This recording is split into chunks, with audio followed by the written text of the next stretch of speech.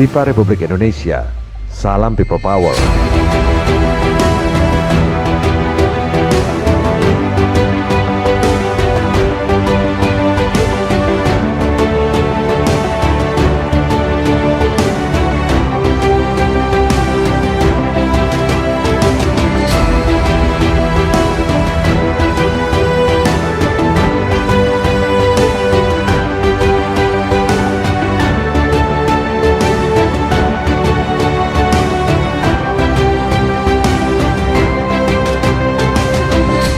Sejumlah tokoh mendeklarasikan Majelis Penderitaan Rakyat yang disingkat MPR. Deklarasi yang dilaksanakan di kawasan Keramat Jati, Jakarta Timur ini muncul karena menganggap banyak aturan pemerintah yang kerap berubah-ubah dan tidak berpihak kepada rakyat. Mereka menilai sejumlah kebijakan mulai dari perpanjangan PPKM, masuknya TKA di tengah pandemi, hingga kegiatan masyarakat berbasis digital melalui aplikasi Peduli Lindungi yang menunjukkan bukti vaksin dinilai memberatkan sejumlah elemen masyarakat. Kita akan salurkan dengan saluran yang tepat. Tetapi kalau nggak disalurkan, justru takut berbahaya, seperti api dalam sekam. Maka izinkan kami menyampaikan bahwa saluran itu di antara sekian banyak saluran, salah satunya adalah Majelis Penderitaan Rakyat.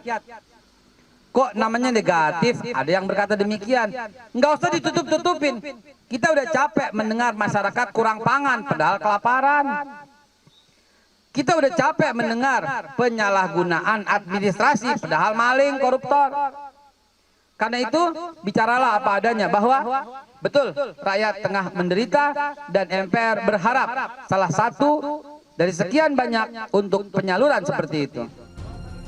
Majelis Penderitaan Rakyat meminta pemerintah tidak hanya memikirkan golongan tertentu dalam mengambil kebijakan, namun harus terjun ke bawah untuk melihat kondisi rakyatnya.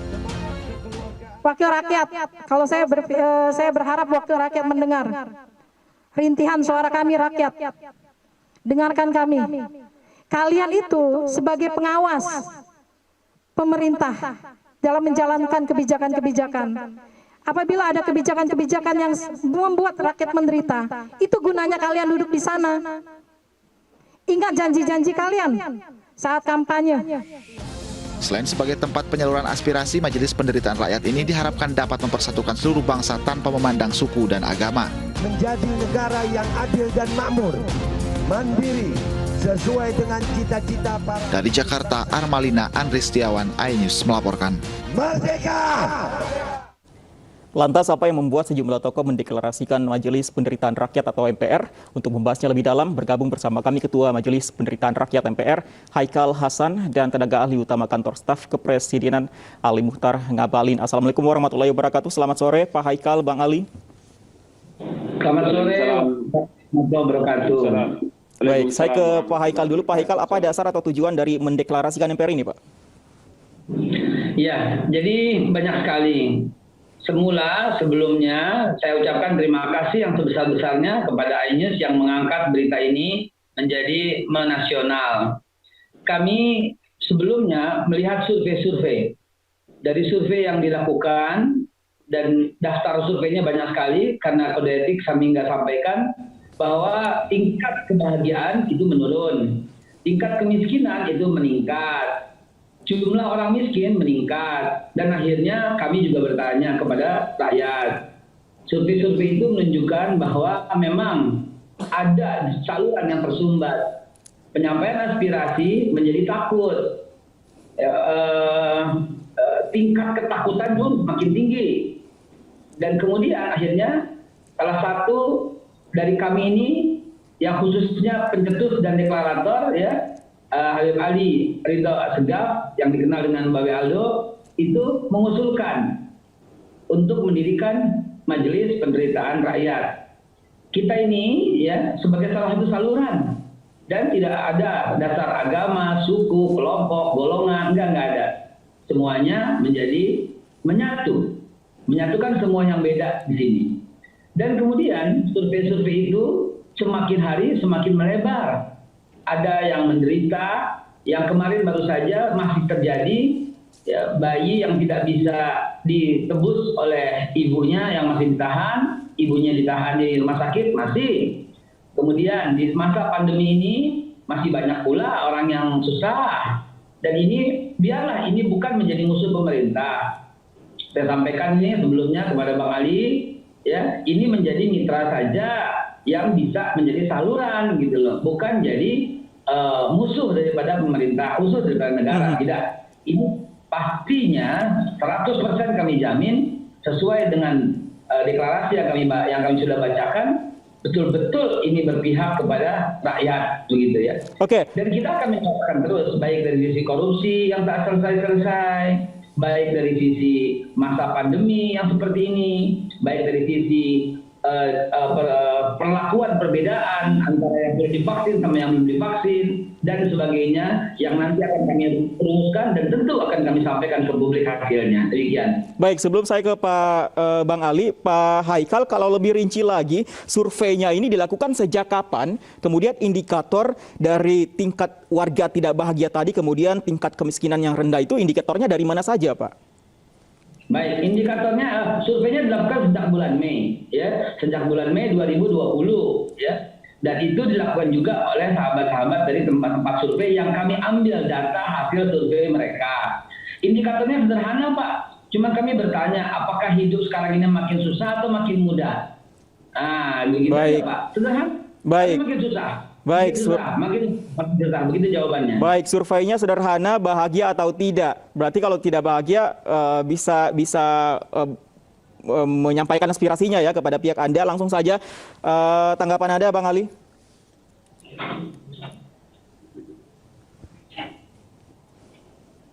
Bang Ali, silakan tanggapan Anda. Tanggapan istana seperti apa? Oke, sayang sekali kita masih mengalami kendala komunikasi dengan Bang Ali. Pak Haikal, ketika setelah ada warga yang menyatakan bahwa dia tidak bahagia dengan kondisi saat ini, kemudian apa yang dilakukan oleh MPR ini?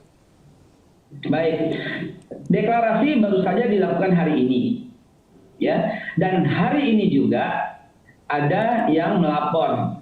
Hari ini juga, jadi baru satu sebenarnya. Sore ini baru kita deklarasikan hari ini, dan hari ini juga ada yang melapor yang beliau keluarganya tertahan di rumah sakit karena belum membayar, gitu loh, belum membayar.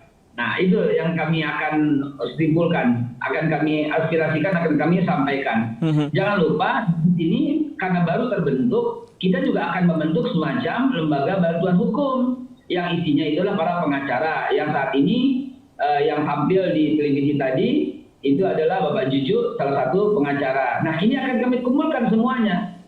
Yang justru banyak juga yang misalnya tidak paham dalam dunia IT sehingga terjerat undang-undang ITE. Kita akan lakukan edukasi itu loh. Edukasi bagaimana cara berselancar di dunia sosial media dengan sopan, dengan akhlak. Itu kita sampaikan. Jadi ruang lingkupnya luas sekali MPR ini, begitu. Oke, ruang lingkupnya luas sekali. Tapi kalau kita sederhanakan, langkah konkretnya yang nantinya akan diambil, misalnya tadi ada yang melapor bahwa tidak bisa membayar biaya rumah sakit. Yang akan diambil sebagai langkah solusi ini akan membantu pembayaran biaya rumah sakit itu misalnya, atau menyampaikan ke pemerintah bahwa ada warga yang tidak bisa membayar rumah sakit, atau bagaimana? Dua-duanya, karena kami sudah lakukan itu. Kemarin ya pada waktu Bapak Habib Ali Ridho Assegaf yang kita kenal dengan Bapak Aldo itu dari sebagai deklarator, itu kita sudah lakukan walaupun belum dideklarasikan, kita sudah bebaskan satu orang. Kita kumpulkan uang, ternyata 12 juta rupiah yang diperlukan. Dia tertahan ini wanita. Kita bayarin kok, gitu Mas. Jadi selain kita lakukan langkah yang bisa kita lakukan semampu kita, selain itu, kita juga melakukan edukasi, melakukan saluran aspirasi. Nanti kita sampaikan loh. Sebentar lagi kita akan sampaikan bahwa undang-undang yang dilakukan atau peraturan daerah yang dilakukan sehubungan dengan penerapan siapa yang sudah divaksin sama belum ini juga membuat sebagian orang menderita loh. Dan nanti akan kami sampaikan dengan detailnya. Kalau langsung membayarkan tadi, biayanya dari mana Pak Haikal? Dananya dari mana? Kami patungan. Kami patungan dari kantong sendiri, Mas. Kalau misalnya nanti semakin banyak warga yang menyampaikan aspirasi mereka, kekurangan mereka dari segi ekonomi misalnya, akankah membantu secara langsung dengan dana patungan tersebut terus akan dilakukan atau bagaimana? Kita akan terus menggalang dana patungan. Tentu kita akan laporkan, kita akan minta izin dengan segala peraturan yang ada. Untuk diketahui singkat saja, di tempat di mana dideklarasikan Majelis Penderitaan Rakyat ini juga selama ini sebagai tempat pembagian sembako, tempat swab gratis, tempat vaksinasi untuk rakyat, gitu loh. Jadi posisikan kita ini sebagai mitra dari pemerintah, bukan musuh, gitu loh. Kita membantu kok, gitu. Kalau ada saluran-saluran yang macet, kita sampaikan. Dan salah satunya itu adalah hormat kami kepada iNews yang memberikan wadah ini, begitu. Kami sampaikan nanti semuanya dengan detail, lengkap, dan transparan. Oke, saya coba ke Bang Ali. Bang Ali bisa mendengar suara saya, Bang Ali? Oke, kita masih terus menghubungi Bang Ali Muhtar Ngabalin sebagai perwakilan dari pihak Istana. Tapi berbicara mengenai Istana, Pak Haikal, apakah sebelum deklarasi ini ada koordinasi atau konfirmasi kepada pihak Istana bahwa akan ada deklarasi MPR ini? Tidak, kami hanya sampaikan di sosial media secara umum, gitu ya. Karena setelah ini, setelah tersusun pengurus, ada ketua, ada sekjen yang resmi yang akan kita angkat ya berdasarkan ADART kami, nanti kami laporkan. Ini baru sekedar deklarasi.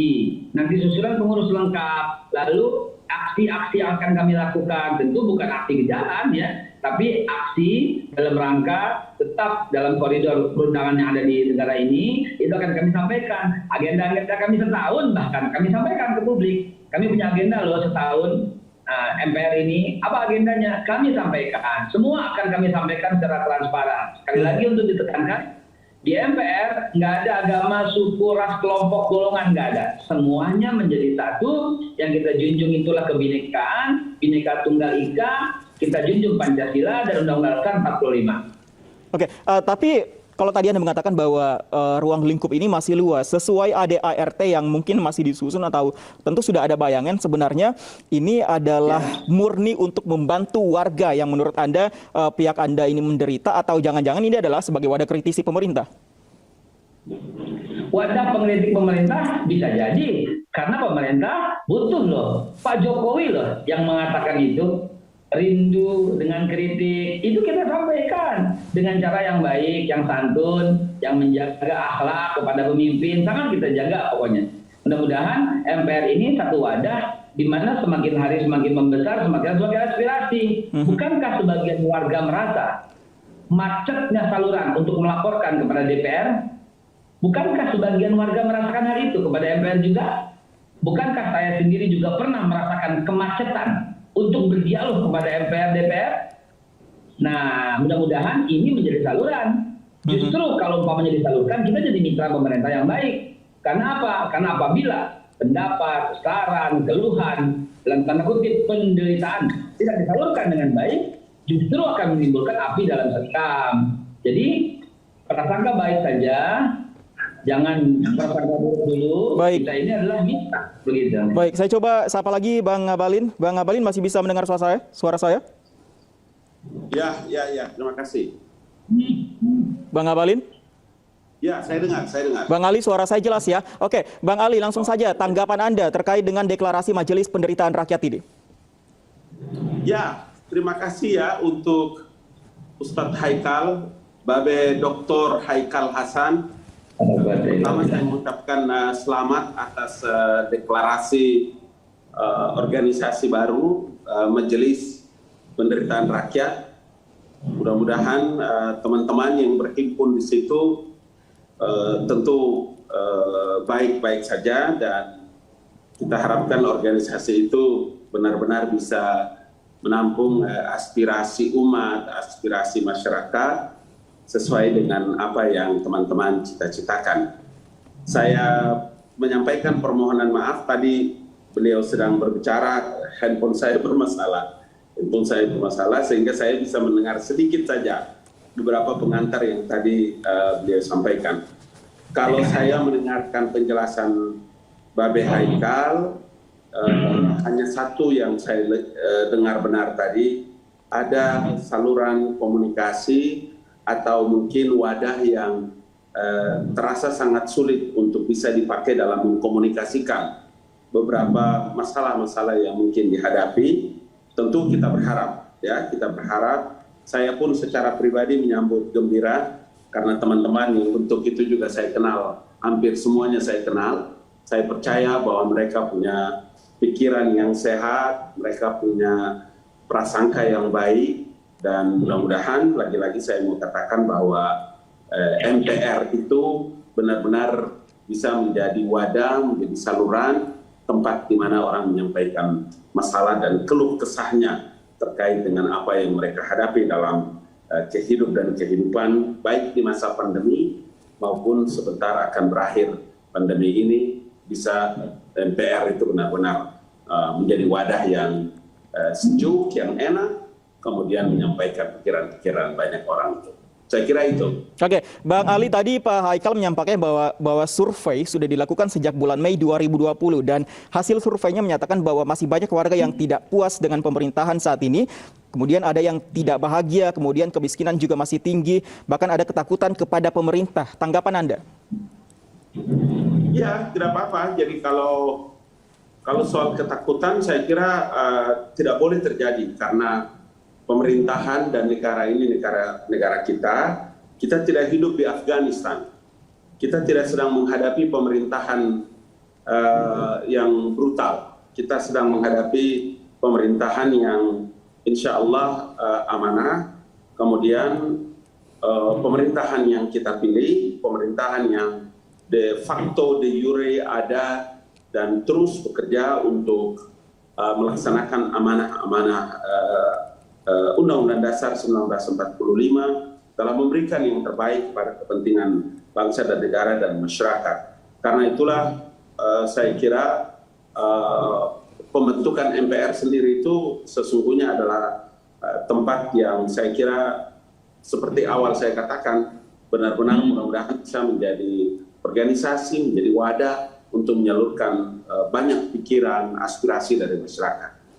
Oke, Bang Ali, nantinya misalnya ada masukan-masukan atau aspirasi dari masyarakat yang disampaikan kepada pihak MPR, kemudian nantinya pihak MPR akan menyampaikan kepada pihak pemerintah. Langkah yang akan diambil oleh pemerintah seperti apa, Bang? Belum tahu, kita belum tahu sekarang. Nanti apa yang teman-teman lakukan, apa yang kawan-kawan nanti akan lakukan terkait dengan gagasan-gagasan besar dan pikiran-pikiran yang hendak dan akan dilakukan. Kita tunggu, sampai sekarang kita belum tahu. Mudah-mudahan dalam waktu yang tidak terlalu lama, secepatnya organisasi ini bisa menjalankan fungsi visinya dengan baik. Itu saja. Pak Haikal, nanti mekanisme menyampaikan bahwa ada warga yang tidak puas misalnya, atau ada warga yang berada di bawah garis kemiskinan, kepada pihak istana, mekanisme penyampaiannya seperti apa, Pak Haikal? Oh, bukan kepada pihak istana, tentu kepada wadah yang sesuai. Misalnya, ketika adanya unsur-unsur pelanggaran terhadap ITE, ya tentu kepada jalurnya. Misalnya kita minta juga loh pendidikan, pengarahan dari misalnya cybercrime police misalnya. Kalau urusannya penyaluran kepada DPR misalnya, tentu kita akan bersama-sama ke DPR RI untuk menyampaikan gitu loh. Misalnya lagi masalahnya di bidang vaksin nih ya, vaksin. Tentu kita akan salurkan kepada siapa? Satu, pembuat kebijakan misalnya, siapa? Gubernur misalnya. Atau kepada Departemen Kesehatan sesuai dengan salurannya gitu loh. Kepada Pak Ali Mukhtar Ngabalin di KSP, ya kita cuman sampaikan tembusan. Tembusan barangkali bisa dilipus oleh Bang Ali itu. Oke. Silakan Bang Ali. Iya, itu yang tadi saya bilang bahwa pembentukan MPR, kalau saya lihat sekilas dari tayangan yang ditampilkan oleh iNews TV, ini kan semua teman-teman saya. Apalagi ketua umumnya adalah Babe Haikal, doktor. Artinya bahwa saya bangga, saya senang karena dengan pembentukan MPR ini, Majelis Penderitaan Rakyat, ya, ini kan sama seperti organisasi ini menjalankan amanah penderitaan rakyat, itu loh. Jadi enak, kan enak. Alam demokrasi ini terbuka, pemerintahannya juga terbuka. Kemudian teman-teman begitu ikhlas dan teduh bisa melaksanakan organisasi ini dengan baik, sehingga semua penderitaan-penderitaan yang mungkin dirasakan atau dialami oleh masyarakat, kita berharap organisasi ini bisa benar-benar bisa bekerja Dan tentu ya sebagai orang yang ada di unit kerja Presiden, hari ini ada dalam organisasi pemerintahan di Indonesia, di negara kita, saya tentu akan terus membangun komunikasi dengan kawan-kawan, dengan Bapak Haikal dan lain-lain, agar kalau saya juga bisa memperpanjang, meneruskan pesan apa yang nanti diperjuangkan oleh teman-teman MPR. Oke, saya ke Pak Haikal lagi. Pak Haikal, kalau warga yang misalnya nanti akan menyampaikan aspirasinya, mekanismenya seperti apa Pak ke MPR ini? Ya, mekanismenya satu, setiap warga yang melapor harus dilengkapi dengan semua identitas. Yang kedua, bukan sembarang lapor, tapi apabila yang dirasakan ketidakadilan harus ada fakta dan buktinya. Baru kita bisa menerima dan menyalurkan itu. Tanpa ada fakta dan bukti, tanpa ada identitas yang jelas, tentu kita akan menolak. Yang kita sampaikan bukan hoaks, bukan fitnah, bukan mencaci, memaki, bukan. Tapi suasana yang dibangun harus suasana yang dibangun atas dasar sosial, masyarakat. Semuanya, sebagaimana yang tadi diikrar, dipimpin oleh Babe Aldo, ikrarnya sebagai pencetus, ya, bahwa kami MPR berjanji dan berikrar bersama untuk majunya Indonesia menjadi negara adil, makmur, mandiri, sesuai dengan cita-cita para pendiri bangsa, sesuai dengan cita-cita Pancasila dan Undang-Undang Dasar 1945, sesuai dengan peraturan hukum konstitusi serta undang-undang yang berlaku. Jadi ada yang kawal, ada bagian hukumnya. Sebagaimana yang tadi Bang Ali sampaikan, Ketua Umum, kita belum sampai ke sana, kita lagi susun. Ya, yang baik semua susunannya nanti akan kita sampaikan secara pribadi khusus. Saya akan sampaikan juga ke Bang Ali ya sebagai laporan. Itu ada lengkap susunannya, semuanya akan kami sampaikan. AED, anggaran dasar, anggaran rumah tangga, semua akan kami sampaikan secara detail.